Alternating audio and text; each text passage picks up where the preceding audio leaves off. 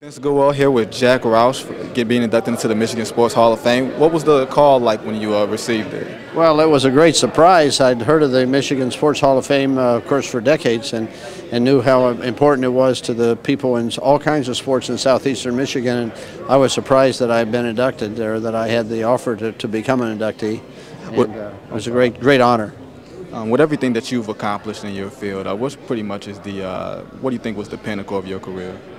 Well, you know, when I started drag racing with a group of Ford engineers in 1965, had a little bit of sponsorship from Starkey West, a Ford dealership in Grand River and 7 Mile.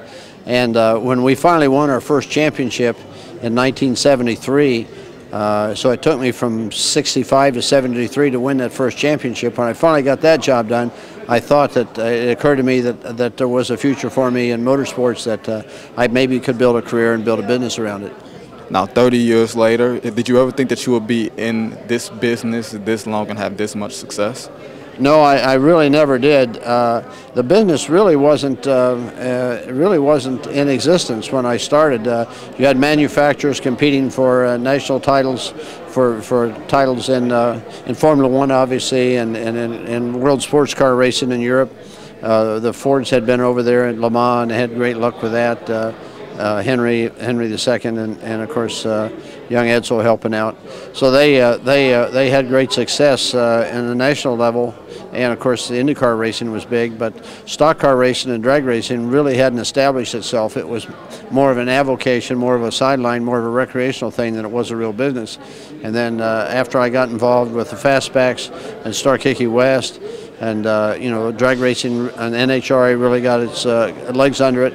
And then, of course, stock car racing came later. I had a stint of road racing in IMSA and SCCA in the 80s that really launched me and got me ready for stock car racing. Does it feel good when people mention your name among the pioneers in stock car racing? Well, I really feel almost undeserving of that. You know, the stock car racing, NASCAR's form of stock car racing had already been in existence for 25 years before I got started.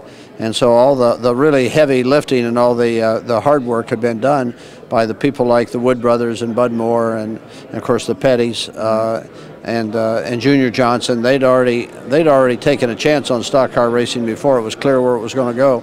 And of course Bill France, Senior and Junior, you know, kept the fires burning to really keep it in the public's eye.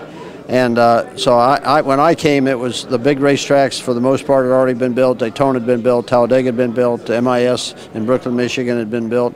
They were racing. They'd already raced in California and back east. So the biggest amount of risk, business risk that people took was really behind me. So I came at a point in time when it was ready to be discovered by TV and it was ready to go national in terms of not just the Southeast and the Midwest, but all across the country, North and South. Thank you very much, sir, and congratulations again. Thank you. Appreciate it. Thank you.